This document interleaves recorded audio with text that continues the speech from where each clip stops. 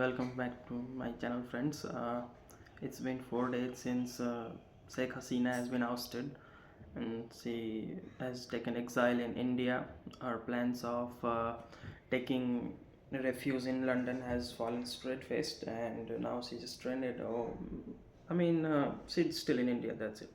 So, yeah, and there is a new interim Prime Minister in Bangladesh, Mr. Yunus Khan, the former Nobel Prize winner and a very famous global face, I'd say, the man who has transformed the middle class in the banking sector, micro banking sector in Bangladesh, a nation at the time when the nation was reeling from poverty. So yeah, and he was very. You can say he and Sheikh Hasina were not at good terms. He was sometimes lost in jail also for some allegations of labor problem and something. But he is now the interim prime minister. So this revolution that is happening and had happened in Bangladesh is not new. If you will notice the pattern, the thing is this happened in Sri Lanka very recently when Gotabaya Rajapaksa and his entire Rajapaksa family were ousted by the people in protest. So this seems like a pattern growing in Southeast Asia, not entirely Southeast Asia, but like a part of Southeast Asia. Yeah. So, why exactly this is happening here? Well, to understand that properly, we will have to get in the history of some sort of relatively less blood-sudded revolutions. Well, it started in 1688 with the Glorious Revolution in England when King James II of England was ousted by people, not exactly nobility class, the people, the common folks ousted him. He actually fled to France and he was succeeded by his daughter who was relatively less cruel, considered less cruel by the people, and also a Protestant. So she and her husband William of Orange took the throne as queen and king consort. But and then we all know about the famous 1789 French Revolution, which was not bloodless, but that is also called the mother of all revolutions, in which common folks changed the nation. Mighty dynasty, which was a clan which was ruling the French Empire for very long period. So yeah, and then if we delve a little recently, so in that phases we will notice that let's see Libya. What happened in Libya uh, in the late 70s. Yes. Then Muammar Gaddafi ousted relatively young Gaddafi, and very not he Gaddafi when ousted the king of Libya, King Idris the First. He was not that powerful, or what is called well known or famous. He was a nobody at that time. He was a simple soldier, and he ousted the emperor, king, monarch of Libya with relative ease, I would say. As we know what happened after that, what kind of catastrophe Libya turned into. But it was, if you think about this will astonish you a bit, that how someone with just a little bit of guts could entirely make the regime change according to his own wishes. So, and then we become relatively very close in Sri Lanka when students were also a big part in Sri Lankan revolution. They ousted the ruling Rajapaksa clan when Gotabaya Rajapaksa, his brother Mahinda Rajapaksa, their relatives, uh, what is Basil Rajpakse and all this were ousted by the people, and then uh, the new Prime Minister Vikramasinghe, Ranil Vikramasinghe came to power with their support and all that. So they also fled. But in all those cases, we will notice that, and in Bangladeshi cases, in all these cases, there is an important thing to be learned. The thing is, there are some institutions in there are institutions in any and every country where the authority is ruling. So there are parts of government like executive, legislative, bureaucracy. Like bureaucracy come under the executive, but yeah, the executive, legislative, bureaucracy, judicial system, the army, and all this. So the thing is, when something is not going, when some policies, some person for particular reason or any sort of reason is infamous, is being unliked by like huge masses, then they try, revolution is not the very first, like kill the king, kill the prime minister, kill the ruler, is not the first instance of the mob or the masses are not mad people, they are people with consciousness, and they are afraid people. This is true that before being a mob that overturns the country, the power, authority, and all that, they are common folks who are living at their home. They are doing everything which is very ordinary in their life, and those people who, if you single-handedly will deal, are very easy to put down. But then they come together, they form, and they become a such such impregnable and impressive power. Then they can do anything they want. So yeah, about these institutions, so when something is so unpopular that people as a whole want to get rid of it, there is, of course, every ruler and every authority has a uh, section in their country, their regime, which is always in their support. But they are generally called as elites. But apart from those elite common masses, they have these institutions to hold on to. Like if the ruling party is not doing good, they have hopes that in next election we will put them down, and the opposition will come to power, and they will do according to us. So in Bangladeshi case, the opposition was defunct. Miss Khalida Jia was locked into jail in 2018, and she was very less powerful at that time. When this started happen, she was absolutely defunct, like nothing at that very time. Now she seems powerful and she's out and all that. She has a big holdings, a holding posters and all that in the Dhaka and all that. But just 5 or 6 days ago, she was almost nothing. The BNP was nothing. She was nothing. Mr. Yunus Khan was nothing. There was one man show, Miss Sheikh Hasina. But now everything is turned. Table has turned entirely. So yeah, the first institution, the legislative, hmm, were out of the picture because the opposition was out of the picture. So then comes the judiciary. Judiciary, as it seems, was in collusion with the ruling party, as is being portrayed or was mostly perceived as. So yeah, the judiciary has lost its credibility. Then comes the army, the main player that made all this happen in such short time. This is not common. Rulers don't let the power go this easily. Because, if you will think about it properly, you will come to know that these mighty rulers, people who seem invincible, inevitable, and all that, they are also people just like us. They are made of flesh and bones and all that, blood and guts and everything that we are made of. Their mind works as us. They are just there and we are here. That's it.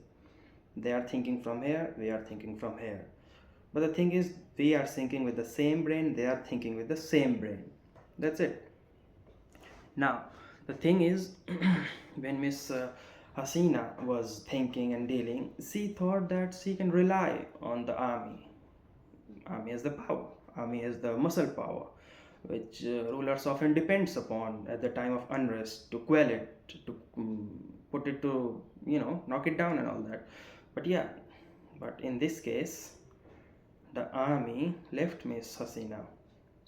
The army, which she totally believed that would be in her favor, was not in her favor. There is one important thing in his book 48 Laws of Power. Mr. Robert Greene has written that about mostly this book is about power play and all that. But one there is a chapter in which Robert Greene has discussed at lengths that how you can many times rely upon your enemies than on your friends. How at times when friends are turns out to be the biggest enemy of yours. And the time when you are in glory, your stars in sky and all that, you are being generous, you are giving power, you're giving everything, showering your close confident people with power and all that. But when times of need comes, when your stars are not that bright, things seems dark and hazy, uh, the real test comes.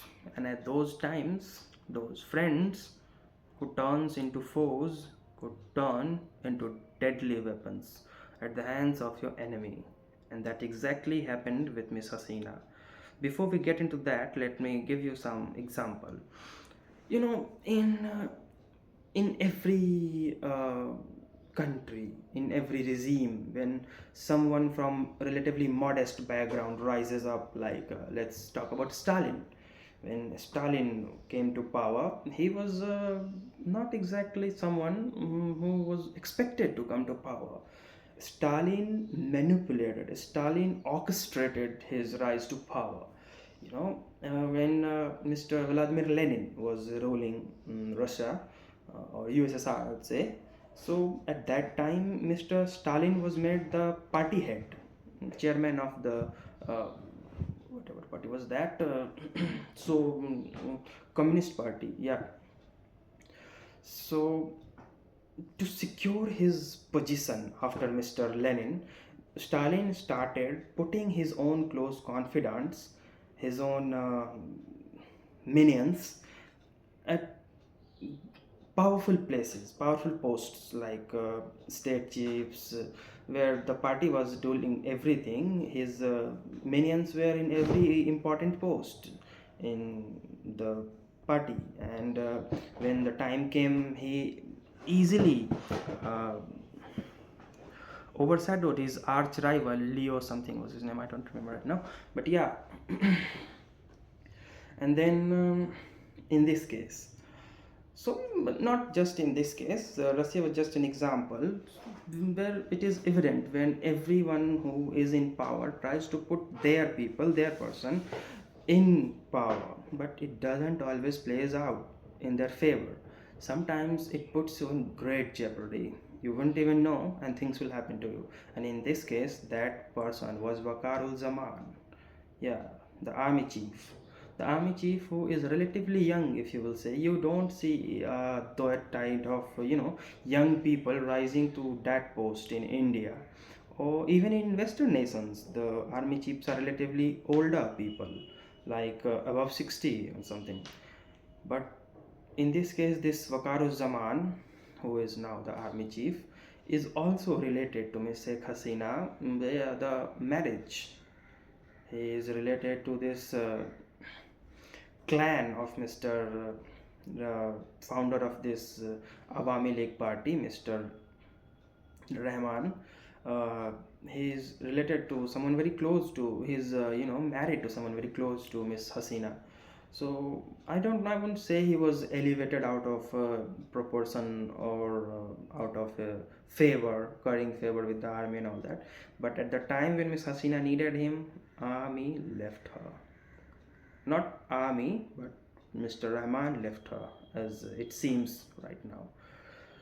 He said that the forces will not support her, and then there is only one thing: either die or leave.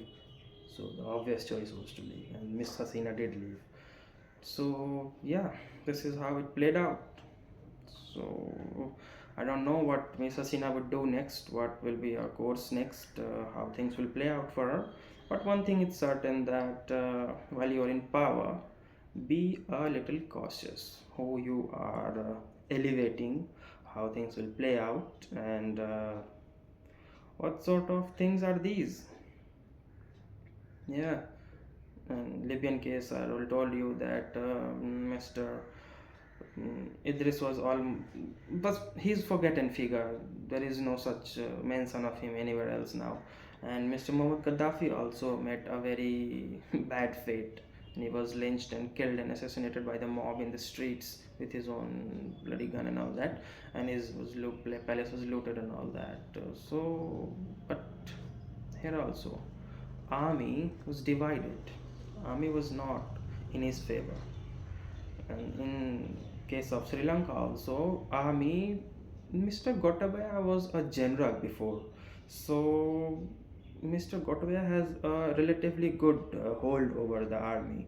His entire clan is having a good hold over army. And in yesterday's announcement, his party has announced that his nephew and son of the former president and prime minister, Mr. Mahinda Rajapaksa, Namal Rajapaksa, will be the mm, figure or the presidential candidate for his party, Mr. Gotabaya's party.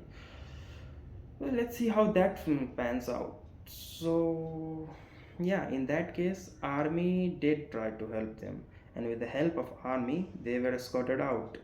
The situation was very much similar in both the countries, and both the countries, if army would have holding on to those who were in power, the things could have been different. The thing is, the mob would have been killed at a very large proportion.